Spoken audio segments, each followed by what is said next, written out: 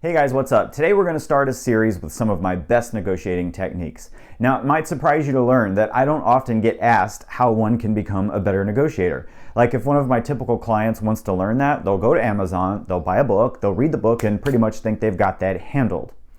Yet all week long, I get calls where agents are stressed out about something going on in a transaction. The buyer's doing this, or the seller's doing this, or the other agent's being really difficult, and what do I do?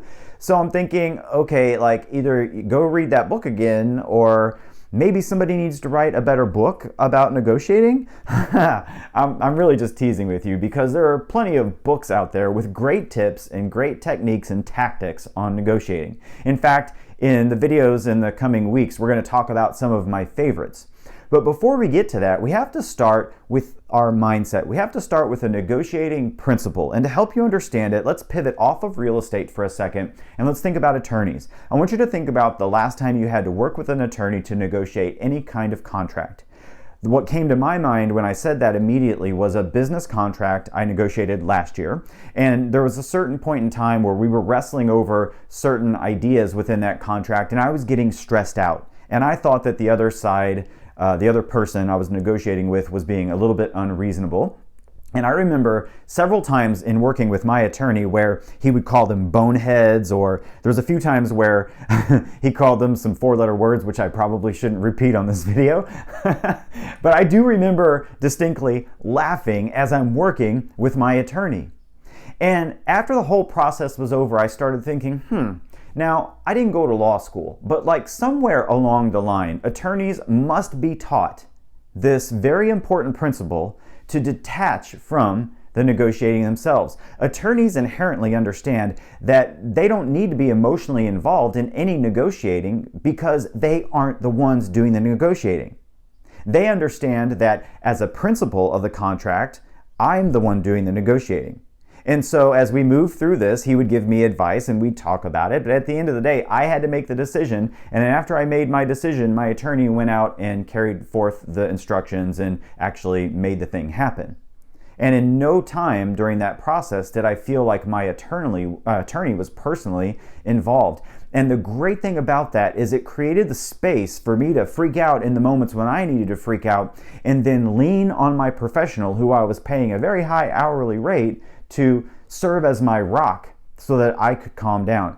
If my attorney, can you imagine, bought into my stress and was like, got all stressed out with me, it would be a much different experience. And I would probably look back in an unfavorable way on it and probably not send the guy any more business or referrals for that matter, right? So you got to think about that. Now let's pivot back to the real estate industry, okay?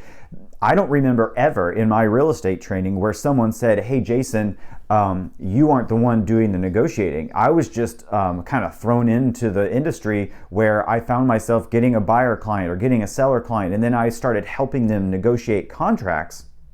And I got emotionally involved because everybody around me was emotionally involved. I had to be coached into a position where I became aware that, oh, this isn't about me. Like, I need to take my ego out of this.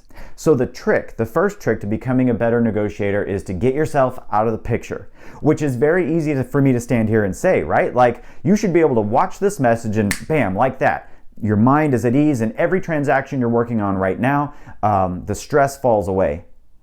But all right, so let's get real about this, you guys. Why would an agent be personally, emotionally involved in the transaction? I just got to say it like it is. It's because they need the money. You can pretty much be guaranteed that any agent that you're working with, or maybe it's you that I'm talking about, that's emotionally invested in this transaction just a little bit too much, is in dire need of that commission. And that's not really a good thing for the client. A person who is worried about the money isn't necessarily giving the best possible advice to a client. You follow my thinking here? And so what's the solution? It's lead generation. Here's a sales coach that opened a video talking about negotiating and found a way to sneak in a lead generating message. For most of you that know me, that won't surprise you at all. So today, if you're interested in becoming a better negotiator and starting that process, I want you to focus on two things. Number one, raising your awareness that you aren't doing the negotiating unless you are a principal in the transaction. And number two, if you're not hanging on the need for every commission, then you can relax a little bit around the situation. And if this deal goes through, great.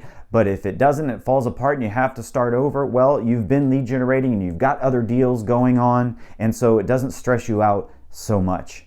And when you're in that position, you can become calm and centered for your clients, just like my attorney was for me. And when you bring that energy to the people that you serve in your community, that's when they start to trust you more. That's when they start to send you repeat business. That's when, even more importantly, they start to send you referral business and you start to grow exponentially. So next week, rather than a negotiating principle, we're going to talk about my all-time favorite tactic, which when used, can pay off really big, you guys, especially if you've got your mindset straight and you happen to be the calm and centered professional that I know you can be. And until then, I have a question for you.